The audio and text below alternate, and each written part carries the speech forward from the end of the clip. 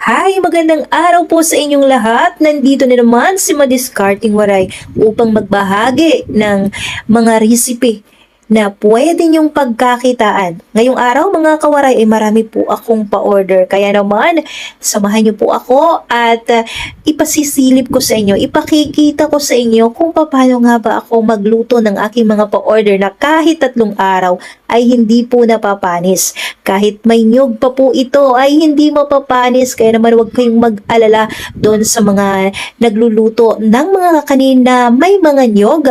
Ngayon ay hindi na po mapapanis ang inyong mga kakanin. Kaya naman samahan niyo po ako at panoorin niyo kung paano ko nga ba ito niluluto. Magandang araw po sa ating lahat. Welcome kayo dito sa aking YouTube channel, ang Madiskarting Waray. Ngayon ay magluluto tayo ng masarap na kakanin na talaga namang paborito ng aking anak na si Caitlin.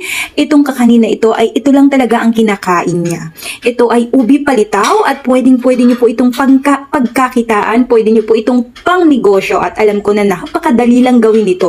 Kaya naman kung gusto niyong matutunan, panoorin niyo po itong aking video at magkakaroon kayo ng idea, magkakaroon kayo ng mga panimula niyong pangnegosyo.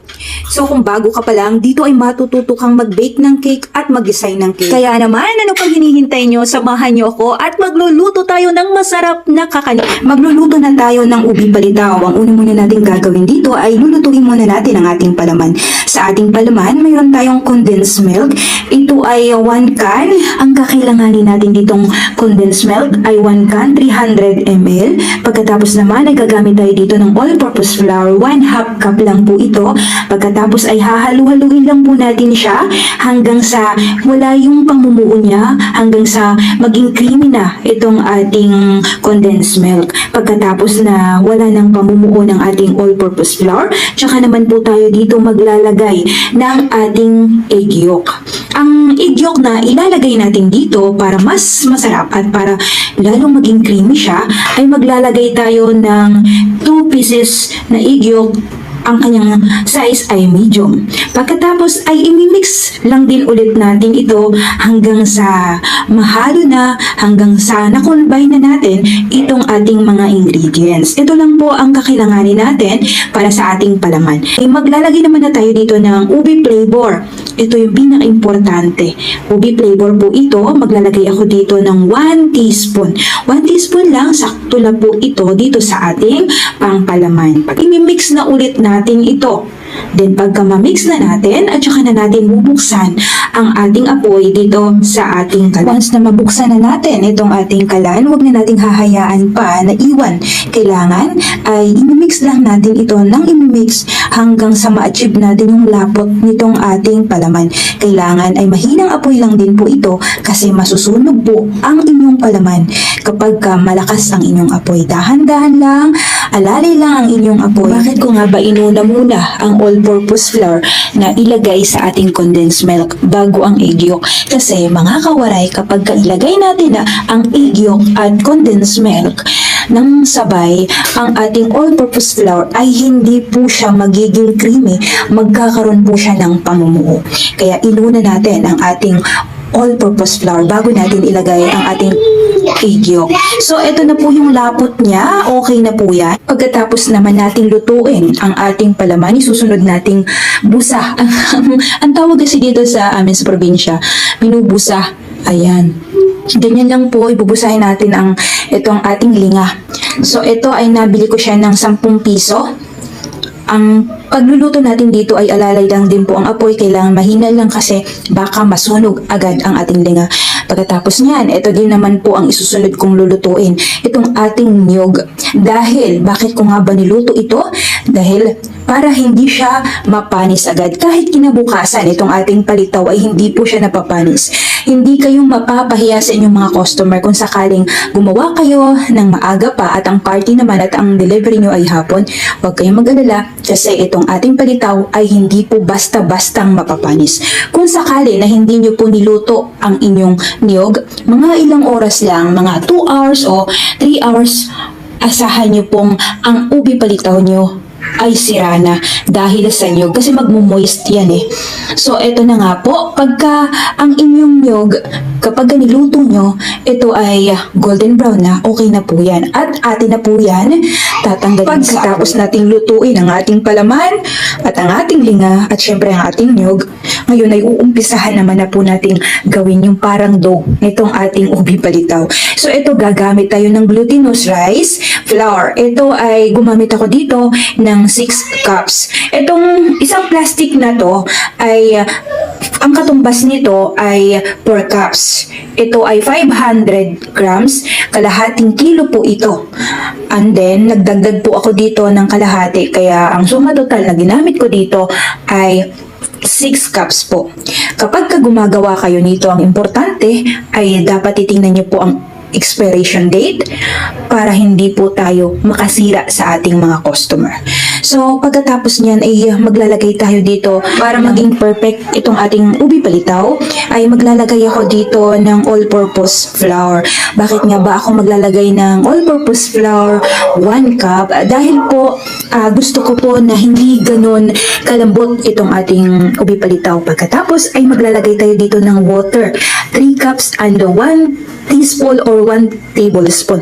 Ang gagawin nyo dito ay huwag nyo pong bibiglain ang tubig nyo kasi baka lumagsak po agad. Kailangan dahan-dahan nyo pong ibubuhos ang inyong tubig. Ang last na ibubuhos nyo dito yung 1 tablespoon or 1 teaspoon. Depende po yun kung gaano pa kadami yung inyong all-purpose ang inyong glutinous rice. Kailangan ay alalay kayo ng tubig.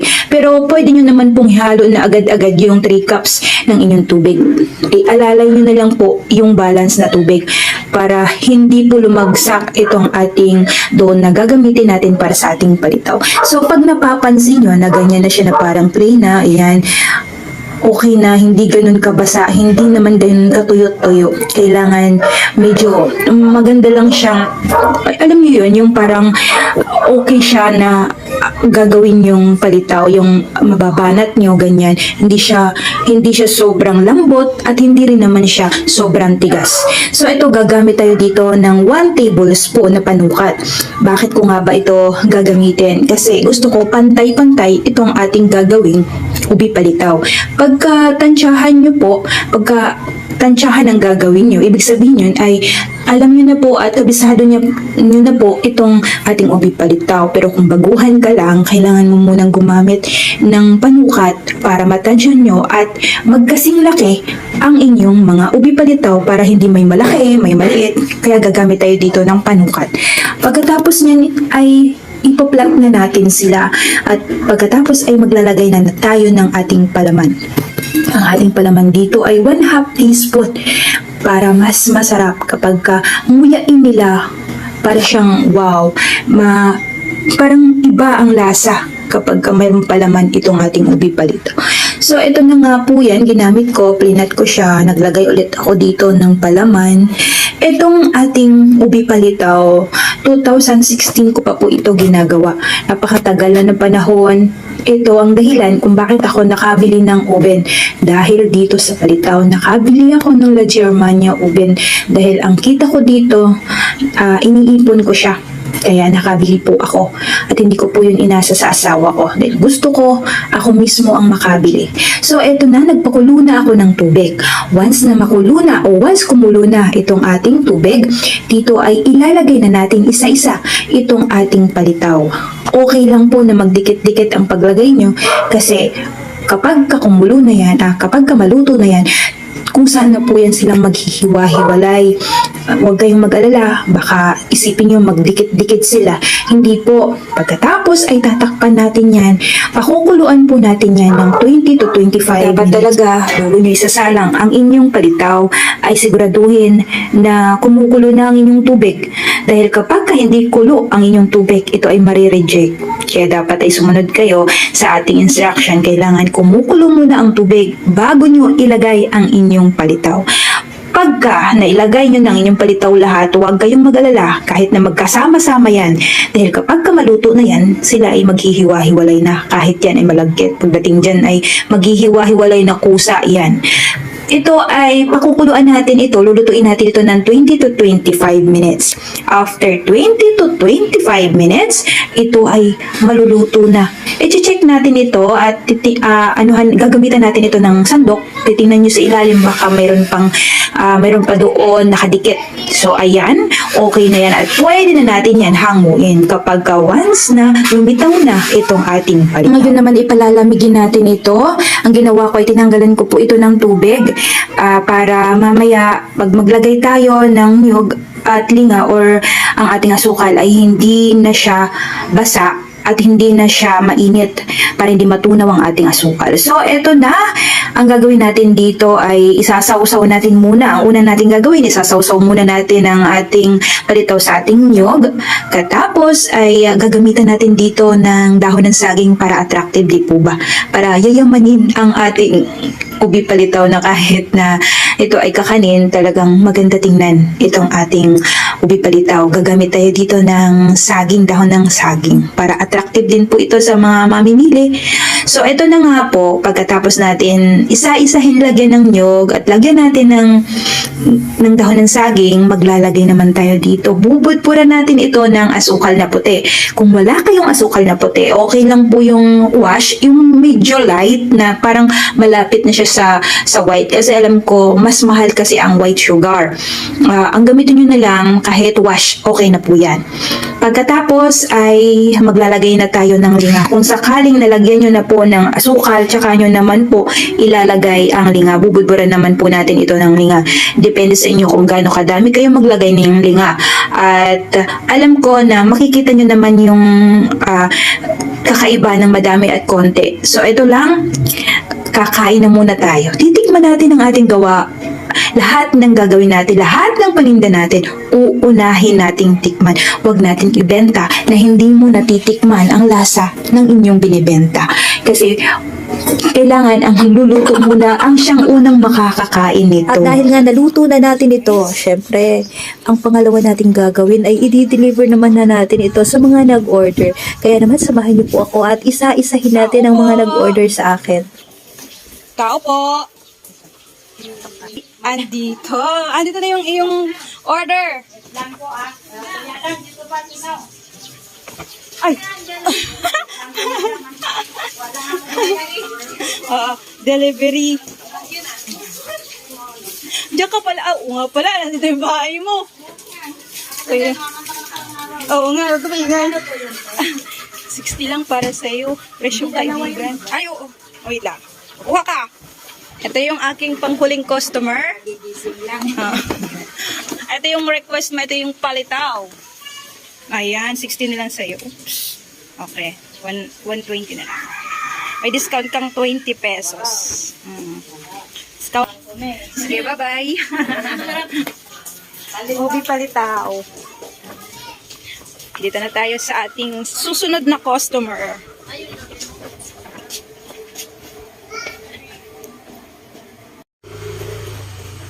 Dito ang ating palitaw.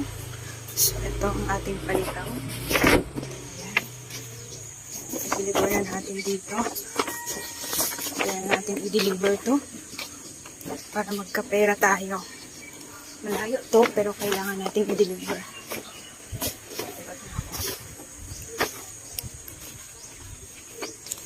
Dito tayo.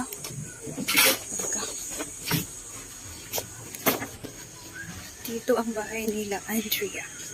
Anding kung tawagin.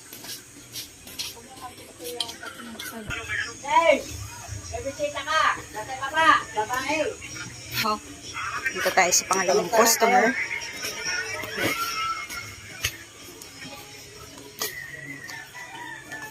Dito tayo kay Marilyn. Diba? Ang hirap kumita ng pera. Kaya kailangan mo talagang maspag. Ito tayo. Kung saan-saan tayo dadaan. Ang hirap ng walang pera. Kailangan mo talagang dalasin lahat ito.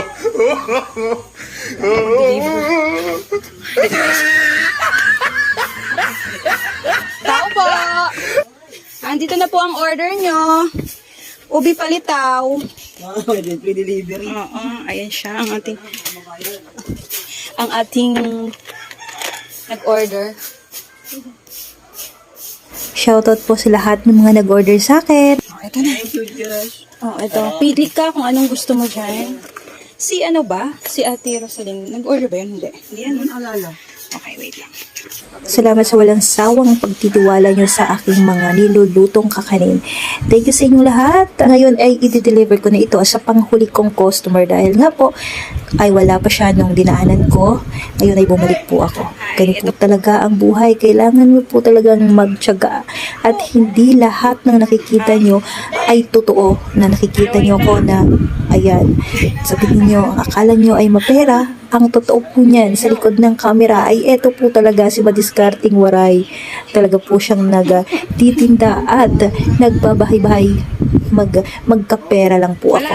At baka ang iniisip ng iba, marami na akong pera.